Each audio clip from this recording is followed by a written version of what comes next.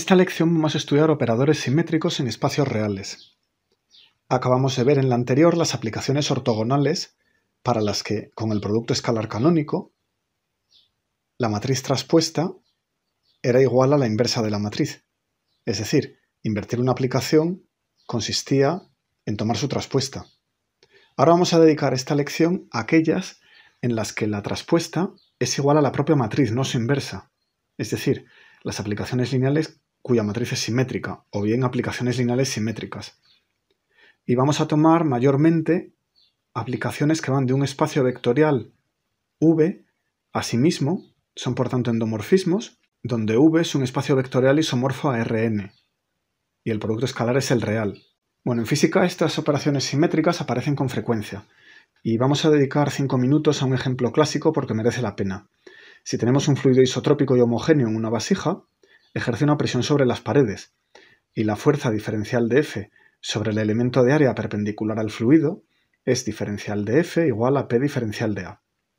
Esto ocurre en cualquier dirección, así que si tomamos un cubito dentro del fluido y estudiamos las fuerzas sobre las tres caras del cubito, encontramos que en la dirección Z la fuerza es el área puesta en la dirección Z por la presión. En la dirección Y, la fuerza sobre Y es AY por la presión, y lo mismo en la dirección X. Tenemos tres ecuaciones. Imaginemos que ahora orientamos un pequeño área elemental perpendicularmente a un cierto vector n en cualquier punto del fluido. Entonces, sobre ese área habrá una fuerza.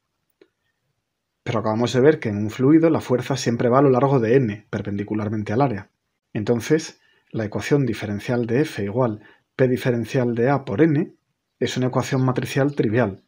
Tiene esta forma de Fx de Fi de Fz igual una matriz que es diagonal y que tiene P diferencial de área en la diagonal veces las componentes del vector nx, ny, nz.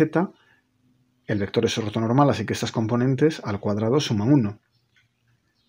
O bien, dividiendo por diferencial de área, tenemos que la fuerza por unidad de área en cada una de las tres direcciones es simplemente la dirección en la que orientamos el vector perpendicular al área veces la presión por la matriz identidad. Bien, este punto de que en un fluido la fuerza siempre es perpendicular a la superficie requiere un comentario adicional físico. ¿Por qué no hay una fuerza tangencial? Es lógico porque si hubiera una fuerza tangencial, empujaría el fluido a lo largo de la superficie y nada se opondría a ese movimiento, precisamente es un fluido. Así que ese elemento de fluido se aceleraría. Una vez que el fluido alcanza el equilibrio estático, es porque todas las fuerzas tangenciales se cancelan, y entonces ningún elemento se acelera. Así que las fuerzas en un fluido de estos isotrópico y homogéneo es simplemente una fuerza normal a la superficie que estudiemos. Bueno, esto ya no es cierto en un sólido elástico, que es a lo que vamos. Si tomamos un elemento de área perpendicular a la dirección X en un elemento del medio, pues puede haber una fuerza en cualquiera de las tres direcciones, ya que el sólido no fluye para compensar esa fuerza. Se resiste al movimiento. Hay fuerzas elásticas que lo impiden. Así que tenemos en este punto una fuerza perpendicular, F sub x, pero también dos fuerzas paralelas a la superficie, F sub y y F sub z.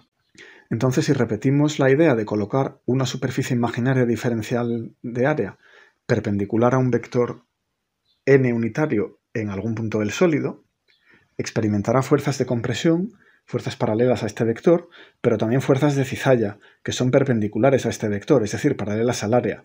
¿Por qué las llamamos de cizalla? Porque tienden a deformar la figura, no a dilatarla, como la Fx que tiende a dilatar el cubo. Bien, en forma matricial podemos escribir que la diferencial de las componentes de la fuerza por unidad de área, que es un vector de 3 componentes, es proporcional a la dirección perpendicular a esta superficie que pongamos, en x, en y, en z, y entre medias pues habrá una matriz. Vamos a darle de nombre sigma. ¿Sigma por qué? Pues por stress en inglés. Es la S griega, ¿verdad? Porque esto lo que son las tensiones en el sólido. Bien, pues esto será una matriz sigma xx, sigma xy, sigma xz, etc. hasta sigma zz, que se llama tensor de tensiones, de Cauchy. De aquí viene, por cierto, la palabra tensor, por estas tensiones en un sólido elástico. La palabra tensor la vais a oír mucho en los cursos sucesivos en esta carrera. Ahora bien, el equilibrio requiere que no haya un par de fuerzas neto que haga girar el elemento del cuerpo. Pongamos aquí el centro de masas dentro del cubito y estudiemos las caras orientadas perpendicularmente a nz y perpendicularmente a ny. Y vamos a tomar las fuerzas de cizalla, F sub z, sobre la cara orientada perpendicularmente a ny y Fy sobre la cara orientada perpendicularmente a z. Entonces, el par de fuerzas se tiene que cancelar. Así que, si el cubo tiene de lado 2L, pues Fz por L, que es el par que lo haría girar hacia la izquierda, tiene que cancelar a Fy por L, que es el par que actuando sobre la cara superior lo haría girar en el sentido del reloj. Así que esta diferencia es 0.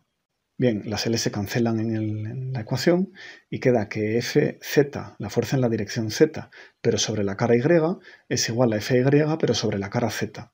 Esto hace que el tensor sea simétrico. La sigma zy tiene que ser igual a la sigma yz. Así que queda un tensor de 6 componentes. Sigma xx, sigma xy, sigma xz, pero ahora en vez de sigma yx podemos volver a escribir sigma xy, que es la misma. Sigma y, y aquí igual sigma yz es igual a sigma zy y sigma xz es igual a sigma zx. Así que el tensor de tensiones es simétrico. El resultado que vamos a descubrir en este epígrafe es que hay una base ortonormal en la que este tensor, que pasa a ser sigma' en esta nueva base, es diagonal. Esto es, existen 3 direcciones que podemos obtener simplemente rotando los ejes, porque pasamos de una base ortonormal a otra base ortonormal, y no voy a especificar la orientación de los vectores de la base, solo hablo de las direcciones, tal es que las fuerzas sobre el elemento son compresiones o distensiones longitudinales, lo contrario de una compresión. Por ejemplo, como vemos en este dibujo. Así que expresadas la fuerza y el vector n perpendicular al área en esta base, no aparecen cizalladuras, todos son compresiones o distensiones. Bueno, pues en esta base el tensor sigma tiene 3 elementos, sigma' xx, sigma' yy y sigma' zz, que son las tensiones principales. Y claro, son los autovalores de sigma. Pues vamos a empezar con la discusión matemática general. Un modo de obtener aplicaciones simétricas es tomando una aplicación diagonal y cambiando de base mediante una transformación ortogonal, es decir, yendo de una base ortonormal a otra que también sea ortonormal, que es lo que hace esa transformación ortogonal. Esto es, cogemos D, que sea la matriz diagonal con entradas lambda 1, lambda 2 hasta lambda n, y una matriz O tal que O traspuesta sea O menos 1, esto es, O es ortogonal. Entonces S, la matriz simétrica, la aplicación simétrica, es O menos 1 de O. Pero como O es ortogonal, esto es lo mismo que O traspuesta de O. Podemos transponer esta ecuación y queda S traspuesta igual O traspuesta de O traspuesto, todo ello, que es lo mismo, como la traspuesta del producto es el producto de las traspuestas en orden cambiado, queda O traspuesto de traspuesto O, que es lo mismo, porque D es diagonal, es su propia traspuesta, que O traspuesto de O, que es S, por definición. Así que en efecto S es simétrica. Esta construcción basada en una matriz diagonal y una matriz ortogonal nos proporciona siempre una matriz simétrica. Vamos a ver un ejemplo. Tomemos un material anisotrópico, en el que la conductividad eléctrica es distinta en las direcciones X e Y. Es decir, la ley de Ohm para la densidad de corriente, J sub X, que recordemos tiene por módulo la intensidad por unidad de área, que es la carga por unidad de tiempo y área, que es la carga por la velocidad de los portadores de la carga dividido por el volumen, y de ahí el nombre de densidad de corriente, porque vemos carga por velocidad dividido por volumen, ¿verdad? Es una densidad. Normalmente la ley de Ohm diría que J es la conductividad eléctrica sigma por el campo eléctrico aplicado. Pero si el material es anisotrópico, Jx podrá ser sigma 1 por Ex con una cierta conductividad sigma 1 y Jy, la densidad de corriente en la dirección Y, será sigma 2, una segunda conductividad distinta por el campo aplicado e Y en la dirección Y. Y sigma 1 es estrictamente mayor que sigma 2. ¿Cómo puede ocurrir esto? Pues por ejemplo debido a unas acanaladuras en un material que tenga una cierta estructura cristalina y los electrones tengan canales que les ofrezcan menor resistencia y el flujo de carga sea más fácil moviéndose horizontalmente en la dirección X que en la dirección Y. Esto nos sonará del producto escalar pesado que vimos hace varias clases. Bueno, si quiero expresar esta ley de Ohm matricialmente, escribiría que J, el vector de densidad de corrientes Jx, Jy, sería una matriz sigma por el campo eléctrico Ex e Y, donde sigma es la matriz diagonal sigma 1, sigma 2.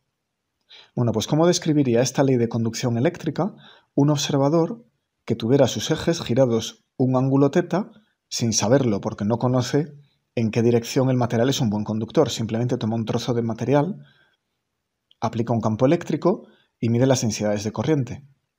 Y no tiene el material bien alineado, porque no ve microscópicamente cómo está organizado. Bueno, pues esta observadora vería tanto el campo eléctrico como la densidad de corriente en un sistema de referencia rotado. Es decir, R de θ por J igual a R de θ, donde R de θ es la matriz de rotación, por la matriz de conductividad sigma por el campo eléctrico E. Bueno, entre sigma y E podemos introducir R menos 1R, la rotación y su inversa, que claro, se multiplican para dar la identidad.